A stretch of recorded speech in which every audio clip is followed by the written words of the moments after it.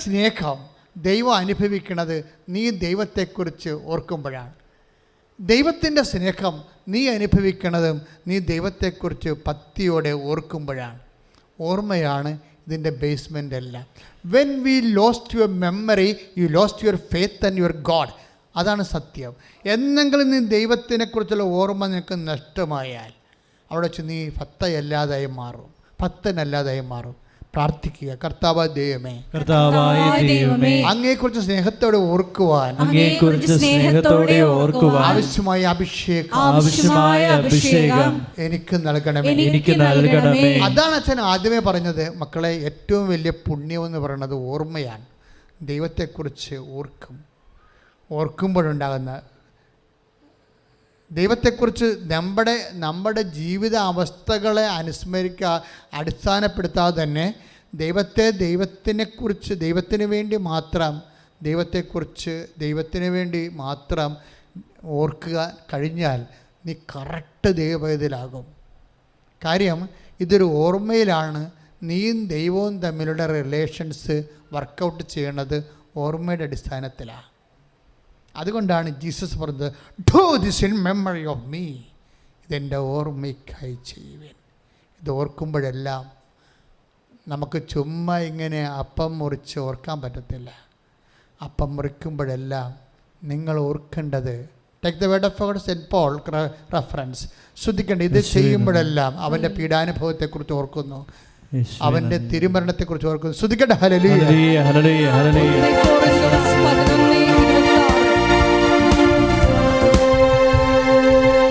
1 കൊറിന്തോസ് 11:26. 1 കൊറിന്തോസ് 11:26. നിങ്ങൾ ഈ അപ്പം ഭക്ഷിക്കുകയും ഈ പാത്രത്തിൽ നിന്ന് പാനം ചെയ്യുകയും ചെയ്യുമ്പോഴെല്ലാം കർത്താവിന്റെ മരണം അവന്റെ പ്രത്യാഗമനം വരെ പ്രഖ്യാപിക്കുകയാണ് ചെയ്യുന്നത്. ഇതാണ് അവസ്ഥ. അതായത് ഇത് നിങ്ങൾ അവൻ്റെ അപ്പം അവൻ്റെ നാമത്തിലെ മുറിച്ച് കഴിയുമ്പോൾ നമ്മൾ എന്താ ഓർക്കേണ്ടത്? കർത്താവിൻ്റെ മരണമാണ് ഓർക്കുന്നത്. എന്നുവരെ ഓർക്കും? അവൻ്റെ പ്രത്യാഗമനം വരെ ഓർക്കും അവിടെ. അതുകൊണ്ടാണ് മാസിനേക്കാൾ കുർബാനയേക്കാൾ വലിയതൊന്നും ദൈവത്തിന് സ്ഥാപിക്കാൻ പറ്റത്തില്ല എന്ന് വിശുദ്ധന്മാർ പറയണത് അതാണ്. കുർബാന സ്ഥാപിക്കുന്നതിനേക്കാൾ വലുത്. കാര്യം അത്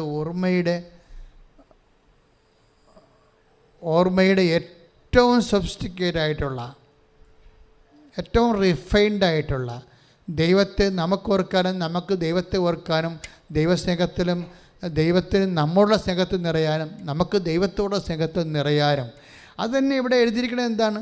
അവിടുന്ന് നമ്മൾക്ക് എന്തുകൊണ്ടാണ് ഈ ഭക്തനെ അനുസ്മരിക്കാൻ കാരണം? എന്താണ്?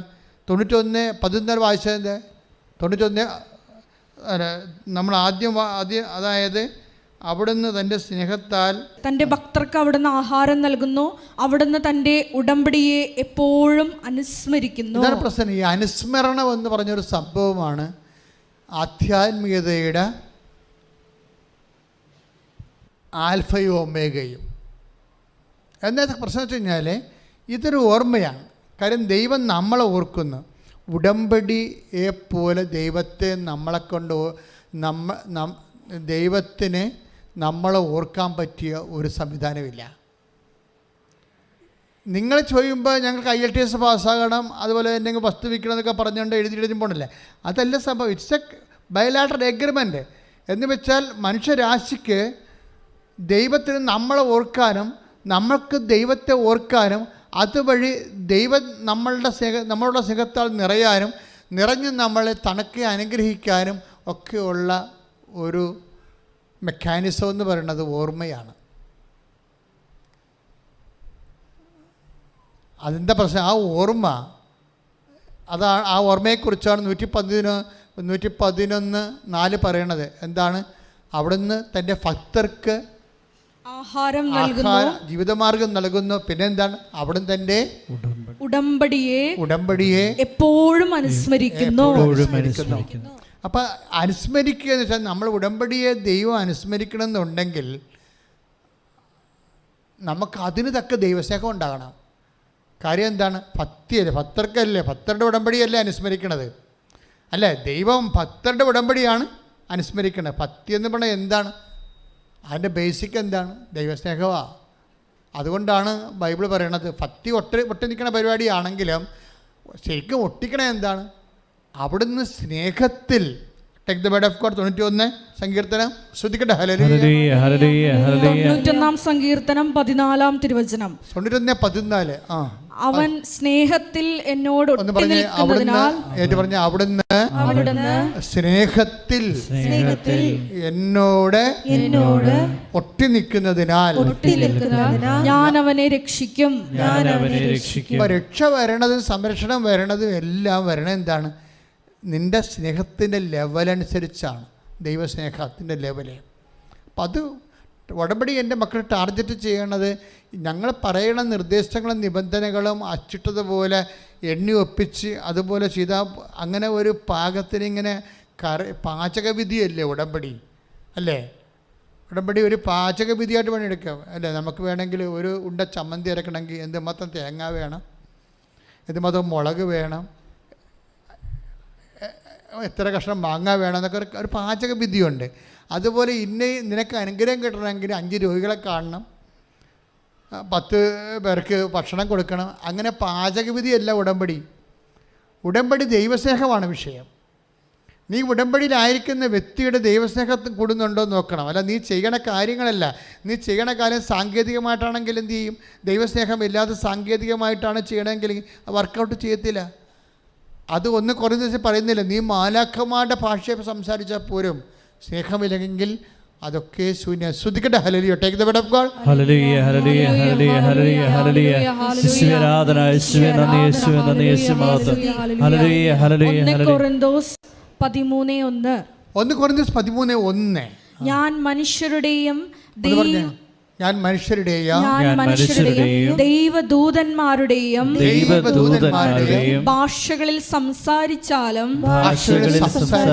എനിക്ക് സ്നേഹമില്ലെങ്കിൽ ഞാൻ മുഴങ്ങുന്ന ചേങ്ങലയോ ചിലമ്പുന്ന കൈത്താളമോ ആണ്. അതായത് പൗലോസ് അത്ര വലിയ കവിയല്ലായിരുന്നു. കാര്യം മുഴങ്ങുന്ന ചേങ്ങലക്കും ചിലമ്പിനുമൊക്കെ ഒരു താളമുണ്ട്. പക്ഷേ ശരിക്കും പറഞ്ഞാൽ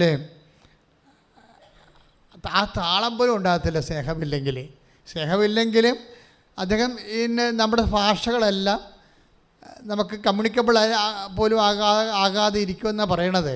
പക്ഷേ അതിനേക്കാൾ ഗതികേടാണ് ശരിക്കും പറഞ്ഞാൽ. അതുകൊണ്ട് എൻ്റെ മക്കൾ ചെയ്യണത് സ്നേഹരാഹിത്യമായിട്ടുള്ള എന്തെങ്കിലും ബേസ്മെൻ്റ് ഉണ്ടോ എന്ന് നോക്കണം. കാര്യം ഇതെല്ലാം ചെയ്യണമെങ്കിൽ സ്നേഹം വേണം. ആരോട് വേണം? ദൈവത്തോട് വേണം. ദൈവത്തോട് സ്നേഹമില്ലാതെ നിനക്ക് ആശുപത്രിയിൽ പോകാനൊന്നും രോഗികളെ കാണാൻ പറ്റത്തില്ല.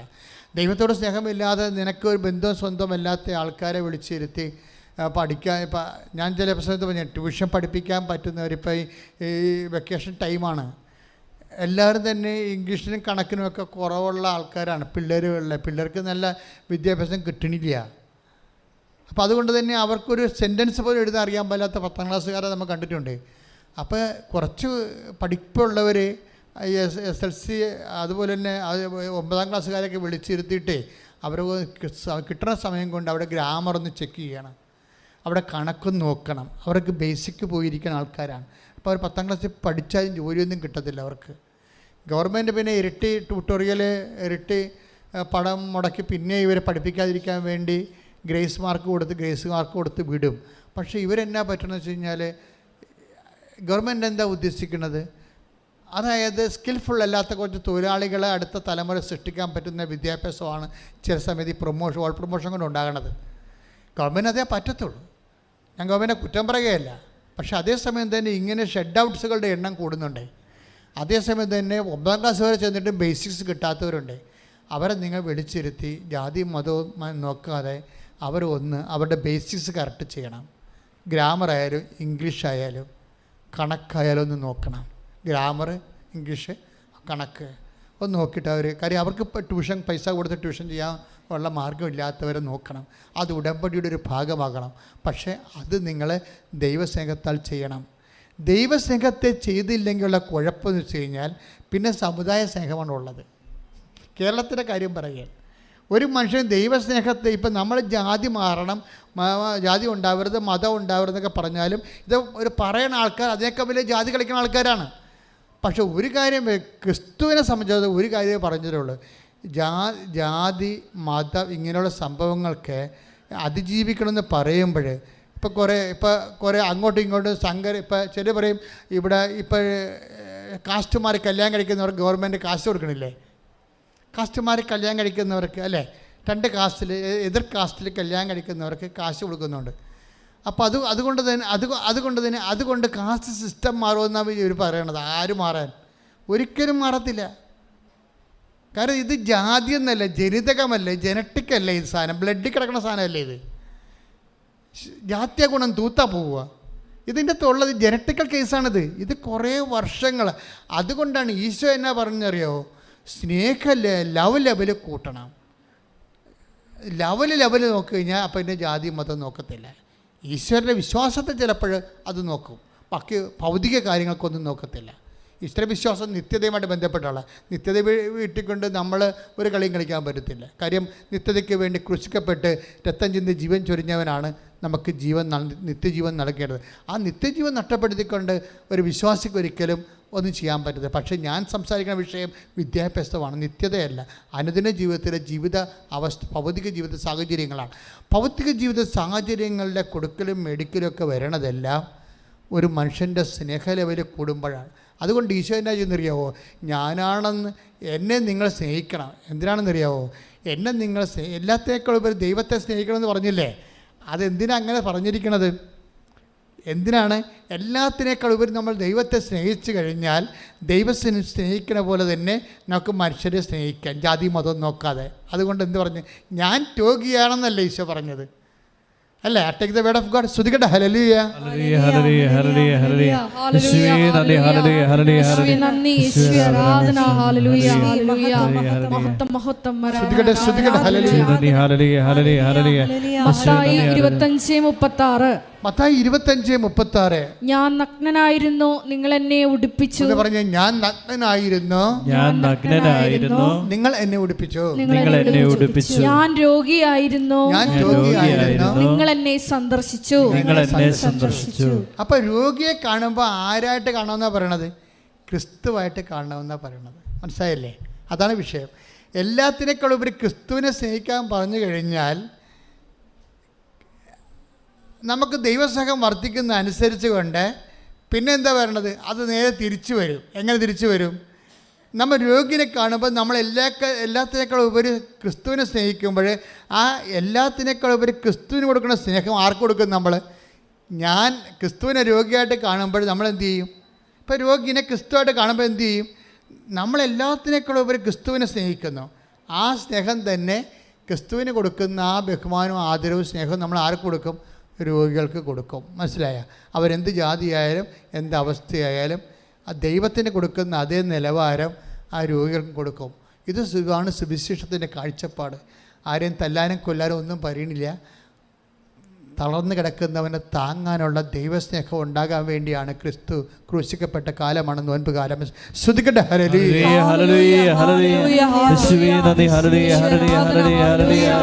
ദിവ്യകാരുണ്യത്തിന് അപ്പോൾ ഉടമ്പടിയിൽ നമ്മൾക്ക് ഉടമ്പടി എപ്പോഴും പുഷ്പിക്കുന്നത് ദൈവസ്നേഹത്തിലാണ്. ഇപ്പം നിങ്ങൾ ടെക്നിക്കലായിട്ടും ഇങ്ങനെ സാങ്കേതികമായിട്ടും വിഷയങ്ങൾ ചെയ്താൽ അത് ഡ്രൈ ഉടമ്പടി എന്ന് പറയും, ഡ്രൈ കവനൻറ്റ്. നിങ്ങൾ പല ആൾക്കാരും ചെയ്യുന്നത് ഡ്രൈ കവനൻ്റാണ്. ഞാൻ എപ്പോഴും ഡ്രൈ കവനൻ്റ് എന്ന് പറയാം. എന്നാൽ ഡ്രൈ കവനൻ്റ് ഞങ്ങൾ കുർബാന ചൊല്ലുന്ന പട്ടം കിട്ടുന്ന മുമ്പ് ഡ്രൈ മാസം നടത്തുമായിരുന്നു. കഴിഞ്ഞ പ്രാവശ്യം ഞാനത് പറഞ്ഞായിരുന്നു, ഇപ്പോഴും ഞാനത് പറയുകയാണ്. ഡ്രൈ മാസം എന്ന് പറഞ്ഞാൽ എന്താണ്? ഒസ്തി പിന്നൊക്കെ എടുത്തിട്ട് കുർബാനയുടെ പ്രാർത്ഥനകളൊക്കെ ചൊല്ലിക്കൊടും. പട്ടം കിട്ടിയിട്ടില്ല, അത് ചൊല്ലി പഠിക്കുകയാണ്. അതുകൊണ്ട് എന്താ പറ്റും? നമ്മൾ എത്ര വാഴ്ത്തിയാലും ഈ ഗോതമ്പപ്പം ഈശോയുടെ ശരീരമായി മാറത്തില്ല. ചിലത് എത്ര ഉടമ്പടി രോഗികളെ കണ്ടാലും ദൈവസ്നേഹം വർക്കൗട്ട് ചെയ്യത്തില്ല. ഡ്രൈ കവനൻ്റാണ്. ദൈവസ്നേഹം ഇല്ലാതെ നിങ്ങൾ എന്ത് ഉടമ്പടി പ്രകാരം ആതുര സേവനങ്ങൾ ചെയ്താലും കാര്യം ദൈവസ്നേഹം ഉണ്ടെങ്കിൽ അവസരം കാണുമ്പോൾ ദൈവമായിട്ട് തോന്നണം. അതാണ് എൻ്റെ ഭക്തി എന്ന് പറയുന്നത്, അതാണ് ഞാനെന്ന് പറയണത്.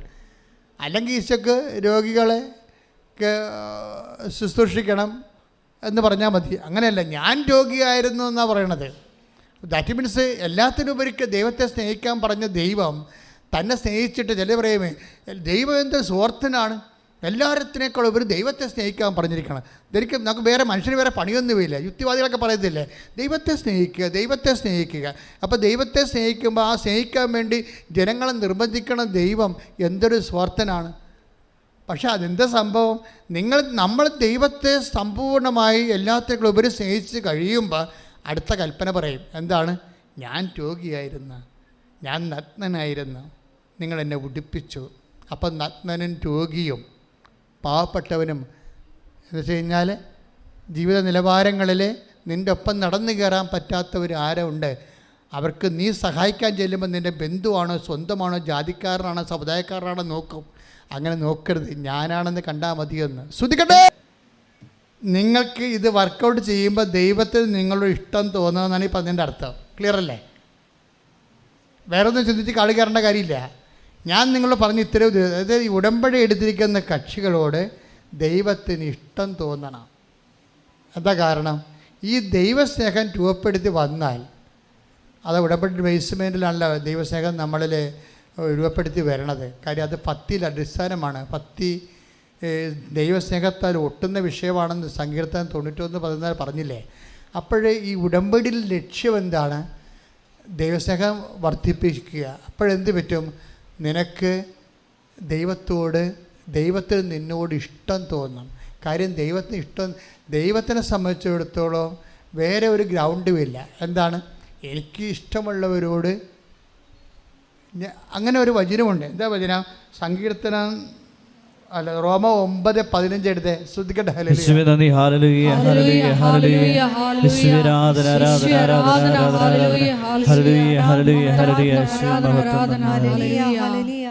റോമ 9:15. റോമ 9:15. എനിക്ക് ദയ തോന്നുന്നവരോട് പറഞ്ഞ എനിക്ക് ദയ തോന്നുന്നവരോട് ഞാൻ ദയ കാണിക്കും. എനിക്ക് അനുകമ്പ തോന്നുന്നവരോട് അനുകമ്പയും എന്ന് അവിടുന്ന് മോശയോട് അരുളി ചെയ്യുന്നു. അപ്പൊ ഇതാണ് വിഷയം. ഇതിന് ഇപ്പം നമ്മൾ ഉടമ്പടി എടുത്തു. ഇനി എന്താണ് ഓപ്ഷൻ? പന്ത് കർത്താവിൻ്റെ കോട്ടിലാണ്. എന്താ ഈശോ ദൈവത്തിൻ്റെ നിലപാടെന്താണ്? എനിക്ക് ദയ തോന്നുന്നവരോട് ഞാൻ ദയ കാണിക്കാം. പിന്നെന്താ പറഞ്ഞിരിക്കണത്?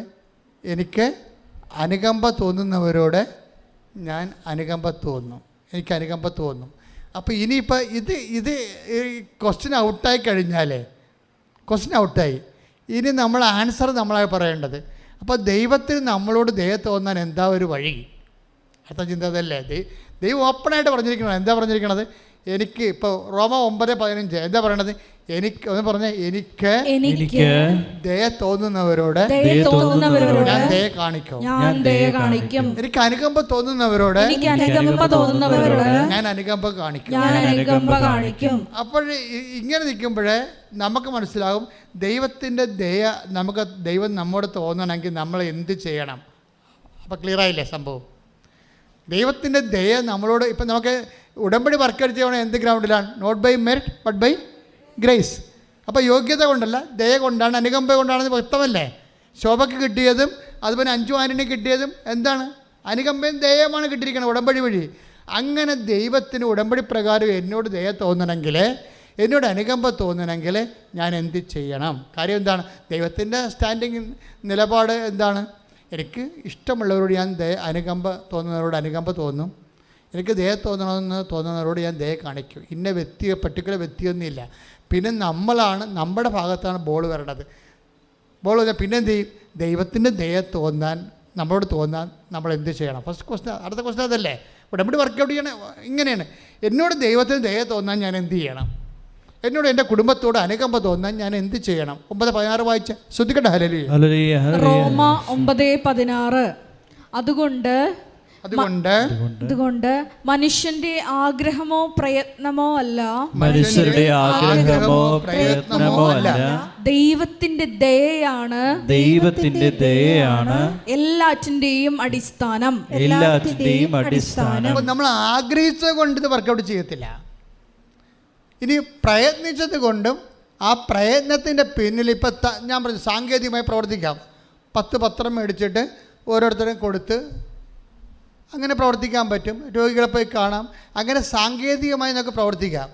അങ്ങനെ അതാണ് ഞാൻ നേരത്തെ പറഞ്ഞുകൊണ്ടിരിക്കുന്നത്. നിങ്ങൾ ദൈവസ്നേഹം ഇല്ലാതെ ഇത് ഇവിടുന്ന് പറഞ്ഞു, കൃപാസനത്തിന് പറഞ്ഞു പത്രം കൊടുക്കാൻ, കൃപാസനത്തിന് പറഞ്ഞു രോഗികളെ കാണാം, അതുകൊണ്ട് ഞാൻ രോഗികളെ കാണാൻ പോവുകയാണ്. ഇങ്ങനെ ആർക്കും ചെയ്യാം. ഇങ്ങനെ വർക്ക് ചെയ്താൽ അത് കാണും. 9:16 വായിച്ചു.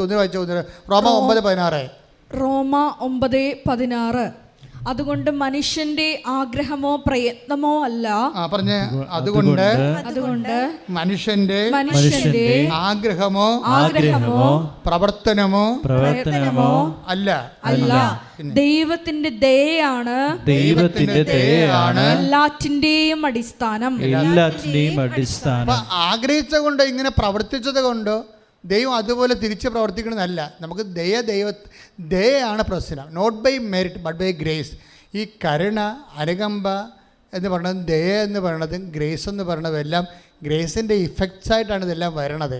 അപ്പോൾ നമുക്ക് വേണ്ടത്, നമ്മുടെ മെറിറ്റ് നഷ്ടപ്പെടുന്ന അടുത്ത് വെച്ച് നമുക്ക് വേണ്ടത് ദയയാണ് ദൈവത്തിൻ്റെ. അത് ഗ്രേസ് എന്ന് ചില സമയത്ത് പറയും, ചില സമയത്ത് കരുണയെന്ന് പറയും, ചില സമയത്ത് നമ്മൾ ദൈവത്തിൻ്റെ അനുകമ്പയെന്ന് പറയും. എന്താ നമുക്കതാ വേണ്ടത്. അങ്ങനെ വരുന്ന സമയത്ത് പറഞ്ഞ എന്നാൽ കർത്താവിന്റെ കാരുണ്യം അവിടുത്തെ ഭക്തരുടെ മേൽ എന്നേക്കും ഉണ്ടായിരിക്കും. അവിടുത്തെ നീതി തലമുറകളോളം നിലനിൽക്കും. അവിടുത്തെ ഉടമ്പടി പാലിക്കുന്നവരുടെയും അവിടുത്തെ കൽപ്പനകൾ ശ്രദ്ധാപൂർവം അനുസരിക്കുന്നവരുടെയും മേൽ തന്നെ. ഇപ്പൊ എന്തൊരു പ്രോബ്ലം എന്ന് മനസ്സിലായില്ലേ? അതായത് ദൈവത്തിന്റെ പ്രഖ്യാപിത നിലപാടിൽ നിന്ന്, പ്രഖ്യാപിത നിലപാട് എന്താണ്? റോമ 9:15. Take the word of God, repeat, repeat. Hallelujah, hallelujah, യേശുവേ നന്ദി, യേശുവേ ആരാധന. റോമ 9:16. അതുകൊണ്ട് മനുഷ്യന്റെ ആഗ്രഹമോ പ്രയത്നമോ അല്ല, ദൈവത്തിന്റെ ദയയാണ് എല്ലാറ്റിന്റെയും അടിസ്ഥാനം. ദയയാണ് അടിസ്ഥാനം. അപ്പം ദയയാണ് അടിസ്ഥാനമെങ്കിൽ ദൈവത്തിൻ്റെ നിലപാടെന്താണ്? 9:15. റോമ 9:15. Take up read it. Hallelujah, hallelujah, യേശുവേ നന്ദി. റോമ 9:15. എനിക്ക് ദയ തോന്നുന്നവരോട് ഞാൻ ദയ കാണിക്കും. എനിക്ക് ദയ തോന്നുന്നവരോട് ഞാൻ ദയ കാണിക്കും. എനിക്ക് അനുകമ്പ തോന്നുന്നവരോട് അനുകമ്പയും. അപ്പൊ നമ്മുടെ പ്രവർത്തനവും ആഗ്രഹവും അല്ല 9:16 പറയുന്ന പോലെ ദൈവത്തിന് ദയ കിട്ടാനുള്ള ഒരു മാർഗം. ദൈവത്തിന് ദയ കിട്ടാനുള്ള മാർഗം എന്താണ്? അതാണ് സങ്കീർത്തനം 103:18 പറയുന്നത്. എന്താണത്?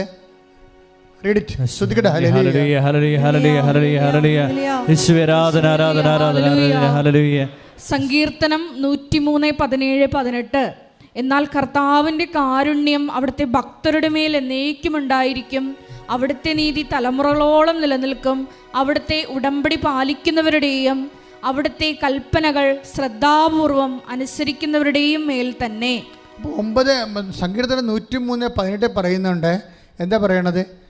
കർത്താവിന് ഇപ്പോൾ റോമ 9:15 അനുസരിച്ച് ദൈവത്തിന് ഇഷ്ടമുള്ളവരോട് കരുണ കാണിക്കുന്നു, ഇഷ്ടമുള്ളവരോട് അനുകമ്പ കാണിക്കുന്നു പറഞ്ഞാലും കർത്താവിൻ്റെ കാരുണ്യം ആ ഇഷ്ടമുള്ളവരുടെ പട്ടികയിൽ ആരാണ് വരുന്നതെന്നാണ് സങ്കീർത്തനം 103:18 വരണത്. ആരാ വരണത്? കർത്താവിൻ്റെ ഇഷ്ടമുള്ളവരുടെ പട്ടികയിലേക്ക് നമ്മൾ വരണത് എങ്ങനെയാണ്? സങ്കീർത്തനം 103:18 അനുസരിച്ചാണ്. ഉടമ്പടി പാലിക്കുന്നവരുടെ മേലെ, ആ ഉടമ്പടി പാലിക്കണത് എങ്ങനെയാണ് പാലിക്കണത്? ആ പാലിക്കണത് സ്നേഹത്തിൽ ഒട്ടി നിന്നുകൊണ്ട് പ്രവർത്തിക്കണമെന്ന് ആ സങ്കീർത്തനം അതായത് സങ്കീർത്തനം 91 പറയണത് എന്താണ്? അതായത് നമ്മൾ ഉടമ്പടിയിലാണ് ഒരു മാർഗമുള്ളത്. ദൈവത്തിന് ഇഷ്ടമുള്ളവരോട് സ്നേഹം കാണിക്കുന്നു, ഇഷ്ടമുള്ളവരോട് അനുകമ്പ കാണിക്കുന്നു. പക്ഷേ ദൈവത്തിന് ഇഷ്ടമുള്ളവരായ നമ്മൾ മാറാൻ നിശ്ചയിച്ചിരിക്കുന്ന സംവിധാനം ഉടമ്പടിയാണ്. ഉടമ്പടി തന്നെ വെറുതെയും എടുക്കാം, സാധാരണ ആൾക്കാർ സാങ്കേതികമായിട്ട് എടുക്കാം, വർക്കൗട്ട് ചെയ്യത്തില്ല.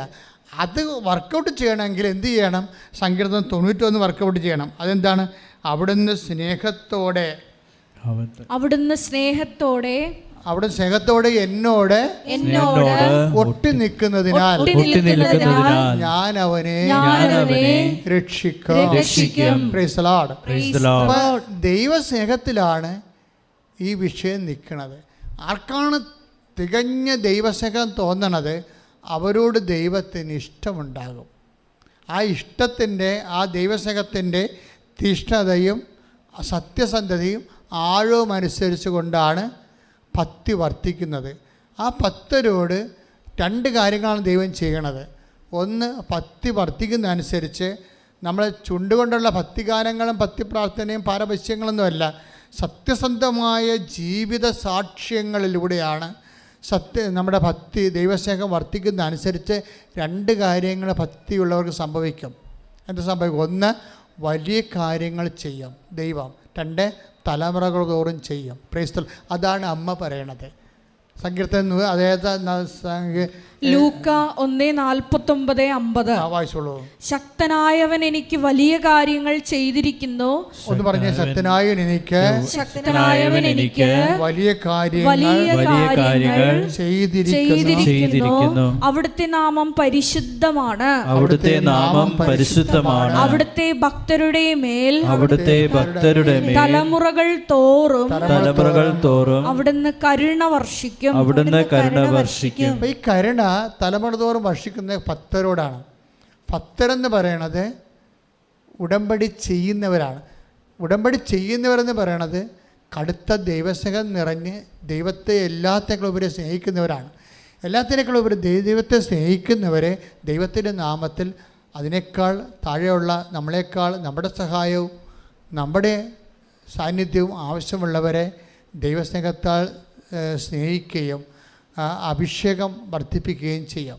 അപ്പോൾ ഇതാണ് ഉടമ്പടിയുടെ ഒരു മെക്കാനിസം എന്ന് പറയണത്. അല്ല വേറെ ഒന്നുമില്ല ഇതിൻ്റെ അകത്ത്. വേറെ ഒന്നുമില്ലെന്നല്ല. ഈ കാലഘട്ടത്തിൽ പറഞ്ഞിട്ട് ഈ ഏറ്റവും പ്രക്ഷുബ്ധമായൊരു കാലഘട്ടത്തിൽ മനുഷ്യൻ ഈ ലോകത്ത് നിരന്തരം എല്ലാ ദിവസവും സാക്ഷ്യം പറയുകയാണ്. എല്ലാ ദിവസവും കൃപാസനത്തിൻ്റെ ഒരു സാക്ഷ്യത്തിന് എന്തുകൊണ്ടാണ് ഇന്നലെ മേഞ്ഞിട്ട സാക്ഷ്യം 1.25 ലക്ഷം പേര് ഉടനെ കണ്ടത്? എന്തുകൊണ്ടാണ്? സാക്ഷ്യം ഇടിപെട്ടായത് കൊണ്ടാണ്. കാര്യം ഉടമ്പടി എന്ന് പറയുമ്പോൾ നിങ്ങൾക്ക് മനസ്സിലായില്ലേ? അത് നിങ്ങൾ പറയുന്നവർ ഒരു പരസ്പര സമ്മതത്തെക്കാൾ ഉപരി അതിൻ്റെ ബയോളജി, അതിൻ്റെ പരിച്ഛേദങ്ങളൊക്കെ, അതിൻ്റെ ആന്തരിക ആത്മീയ ഘടനകളൊക്കെ ആഴമായ കാലഹരണപ്പെടാത്ത ദൈവത്തിൻ്റെ മനസ്സിൻ്റെ വെളിപാടുകളാണ്. അതാണ് ഇക്കാലങ്ങളിൽ നമ്മുടെ ജീവിത അവസ്ഥകളിലേക്ക് ദൈവം നമ്മളെ വെളിപ്പെടുത്തി നമ്മളെ ദൈവം അനുദിനം ഉടമ്പടിയിലൂടെ അനേകം മക്കളെ ശക്തിപ്പെടുത്തിക്കൊണ്ടിരിക്കുന്നത്. അതുകൊണ്ട് ഉടമ്പടി എടുത്തിട്ടുള്ളവരെ, ഇവിടെ തീർത്ഥാടനത്തിൽ ഇരിക്കുന്നവരും ഓൺലൈനിൽ എന്നെ ശ്രവിക്കുന്നവരും ഈ ധ്യാനം എപ്പോഴെല്ലാം എവിടെ ചെയ്യാൻ കൂടുന്നു അപ്പോഴെല്ലാം സത്യാവസ്ഥ മനസ്സിലാക്കി, കോർട്ട് ദി മാറ്റർ, ആന്തരികതയിൽ എന്താണ് ഉടമ്പടി എന്ന് മനസ്സിലാക്കി അതിനെ സത്യസന്ധമായി ബുദ്ധിപരമായി പരിശോധിച്ച് ഹൃദയം കൊണ്ട് ചെയ്ത് സുവിശേഷത്തിൻ്റെ എക്കാലത്തെയും വലിയ സാക്ഷികളായി മാറാൻ നമുക്ക് ശ്രമിക്കാം. പ്രാർത്ഥിക്കുക. കർത്താവായ ദൈവമേ, ഉടമ്പടിയുടെ ആത്മാവറിഞ്ഞ ദൈവത്തിന്റെ ഹൃദയം വിവേചിച്ച് സുവിശേഷത്തിന്റെ ജ്വലിക്കുന്ന സാക്ഷികളായി മാറാൻ ഞങ്ങളെ ഈ ആരാധനയിൽ അഭിഷേകം ചെയ്യണമേ. ഉടമ്പടിയിൽ വെച്ചിരിക്കുന്ന വിഷയങ്ങളെക്കാൾ ഏറ്റവും വലുതാണ് ദൈവവും ഞാനുമായിട്ടുള്ള സ്നേഹബന്ധം. എന്നെ സത്യം തിരിച്ചറിഞ്ഞ ദൈവത്തിൽ അഭയം പ്രാപിക്കാൻ, ദൈവത്തോട് ജീവിക്കാൻ, ദൈവത്തിന്റെ കൂടെ ജീവിക്കുവാൻ പരിശുദ്ധ അമ്മയുടെ മാധ്യസ്ഥത്തിലെ ഈശോയുടെ നാമത്തിൽ പ്രാർത്ഥിക്കുന്ന പരമപിതാവേ, മഹത്വമുണ്ടായിരിക്കട്ടെ. മലയാളത്തിൽ ദൈവത്തിന്റെ ശക്തി ഞാൻ മക്കൾക്ക് വേണ്ടി പ്രാർത്ഥിക്കുന്നു. ഈശോ വിശുദ്ധ പൗരോഹിത്യത്തെ മഹത്വപ്പെടുത്തണമേ കർത്താവേ. ശ്രദ്ധിക്കട്ടെ, സാന്നിധ്യം പ്രകടമാക്കട്ടെ. കർത്താവിന്റെ ഉന്നതമായ നാമത്തിന് സ്വസ്ത്രം ചെയ്യുന്ന കർത്താവിന്റെ തിരുമുറിവാർന്ന വലതുകരം ഓരോ മകൻ്റെ ശിരസ്സിലും മകളുടെ ശിരസ്സിലും വെക്കണമേ എന്ന് പ്രാർത്ഥിക്കുന്ന ഈശോയെ. ഉദരരോഗികളെ സ്പർശിക്കണം പ്രാർത്ഥിക്കുന്ന കർത്താവ്. അടിപ്പിണർ പോലെ വൈദ്യാഘാതം പോലെ ദൈവികമായ ശക്തി കർത്താവ് ശ്വാസകോശ രോഗികളിലെ, ഹൃദയ രോഗികൾ, കരൾ രോഗികൾ, കിഡ്നി രോഗികൾ, ആന്തരിക അവയവങ്ങളിൽ എവിടെയെല്ലാം രോഗങ്ങളുണ്ട് എവിടെയെല്ലാം വൈറസ് നെഗറ്റീവായിട്ട് ബാക്ടീരിയ പ്രവർത്തിക്കുന്നുണ്ട്, എവിടെയെല്ലാം ഇൻഫെക്ഷനുണ്ട്, അവിടെയെല്ലാം കർത്താവിൻ്റെ വിശുദ്ധമായ രക്തത്തെ കഴുകട്ടെ. യേശുവിൻ്റെ ഉന്നതമായ നാമത്തിൽ സഭയുടെ അധികാരത്തെ കുറിച്ചായിട്ടും സ്ത്രീകളുമായിട്ടും പരസ്പരം തിരിഞ്ഞു നിന്ന് അഭിഷേക പ്രാർത്ഥന സമയിക്കുന്നതിൻ്റെ സമയമാണ്. ഈ സമയത്ത് ആത്മാവ് നിറയാനും ഉടമ്പടി സത്യസന്ധമായി ചെയ്യാനും കർത്താവിൻ്റെ കരുണയും ഭക്തിയും ദൈവസ്നേഹവും നിറയാൻ വേണ്ടി അച്ഛൻ പ്രാർത്ഥിക്കും. അതുപോലെ ജോലിയില്ലാത്തവർ, വീടില്ലാത്തവർ, വിവാഹം ഒത്തുവരാത്തവർ, മക്കളില്ലാത്തവർ, തെറ്റായ നടപടികളിൽ ചെന്ന് അകപ്പെട്ടു പോയ മക്കൾ, അങ്ങനെ പോലെ ജീവിതത്തിൻ്റെ ദുരിതങ്ങളിൽ വഴിപോലും ഇല്ലാത്ത മക്കൾ, നടക്കാൻ വഴിയില്ലാത്തവർ പോലും ഉണ്ട്. അവരെല്ലാം സമർപ്പിച്ച് പ്രാർത്ഥിക്കും. നിങ്ങൾ ഉടമ്പടിയിൽ പരിശുദ്ധ അമ്മയുടെ മധ്യസ്ഥത ഈശോയ്ക്ക് ഏൽപ്പിച്ചിരിക്കുന്ന ഓരോ വിഷയങ്ങളും അച്ഛൻ ഇപ്പോൾ അനുസ്മരിച്ച് പ്രാർത്ഥിക്കുന്നതാണ്. പരസ്പരം തിരിഞ്ഞു നിൽക്കുക. സ്ത്രീകളായിട്ടും പുരുഷന്മാരായിട്ടും. 3 പുരുഷന്മാരും ആണുള്ളെങ്കിൽ 3 പേര് ഒരുമിച്ച് പ്രാർത്ഥിക്കുക. 4 ഉണ്ടെങ്കിൽ 2 പേരുമായിട്ട് തിരിഞ്ഞു നിൽക്കുക. സ്ത്രീകൾ അതുപോലെ പരസ്പരം കൈകളെടുത്തിട്ട് കൈകളെ വിരിച്ച് വെക്കുക. അച്ഛൻ വെച്ചിരിക്കുന്ന പോലെ. നിങ്ങൾക്ക് കർത്താവിൻ്റെ തിരുരത്വത്തിൻ്റെ അഭിഷേകം ഉണ്ടാകാൻ വേണ്ടി അച്ഛൻ അഭിഷേക പ്രാർത്ഥന ചെല്ലുന്ന സമയമാണ്. സ്തുതിക്കട്ടെ കർത്താവെ. കൈകളിലേക്ക്, ഈ പാവപ്പെട്ട കൈകളിലേക്ക്, ഞങ്ങളുടെ ഓരോരുത്തരെയും കൈകളിലേക്ക് കർത്താവെ, ഇത് അവരുടെ ശിരസ് വെക്കുമ്പോൾ ആത്മാവിന് ശക്തി ഉണ്ടാകാൻ വേണ്ടി തിരുത്വത്തിൻ്റെ അഭിഷേകം നൽകാൻ പ്രാർത്ഥിക്കുക. അടിപ്പണ പോലെ വൈതാഖാനം പോലെ ദൈവികമായ ശക്തി മക്കളിലേക്ക് ആവശ്യിക്കാൻ ഇടയാകണം പ്രാർത്ഥിക്കുന്നു. ശ്രുതിക്കട്ടെ. അല്ലെങ്കിൽ അമ്മ വഴി ഈശോയ്ക്ക് സമർപ്പിക്കാം. മൗനമായി പ്രാർത്ഥിക്കുക. ഉടമ്പടിയിൽ വെച്ചിരിക്കുന്ന എല്ലാ വിഷയങ്ങളും ഒരിക്കൽ കൂടി ദിവ്യകാരുണ്യ സന്നിധിയിൽ സമർപ്പിച്ചുകൊണ്ട് നമ്മളിപ്പോഴും നൊമ്പരപ്പെടുത്തുന്ന എല്ലാ വിഷയങ്ങളും അമ്മയുടെ മധ്യസ്ഥതയിൽ ദിവ്യകാരുണ്യ സന്നിധിയിൽ സമർപ്പിച്ചുകൊണ്ട് അമ്മയുടെ പ്രത്യക്ഷീകരണത്തിൻ്റെ സാക്ഷികളായി എന്നെയും എൻ്റെ കുടുംബത്തെയും ഉയർത്തണമേ എന്ന് പ്രാർത്ഥിച്ചുകൊണ്ട് ശിരസ് നമിച്ച് നമുക്ക് ദിവ്യകാരുണ്യനാഥൻ്റെ ആശീർവാദം സ്വീകരിക്കാം.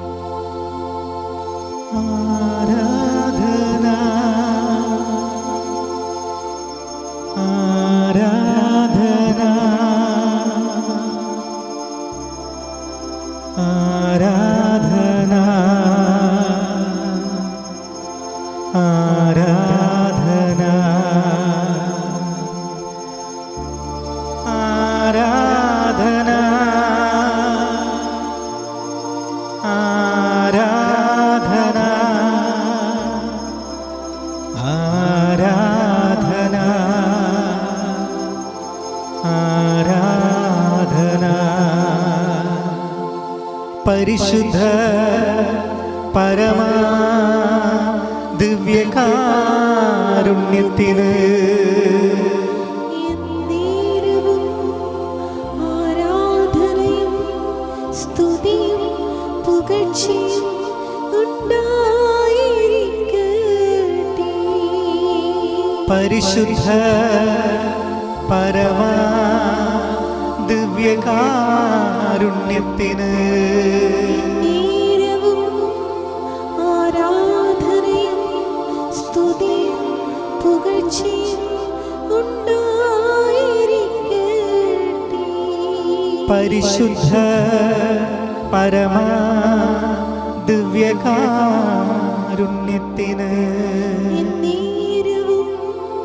ആരാധനയും സ്തുതിയും പുകഴ്ചയും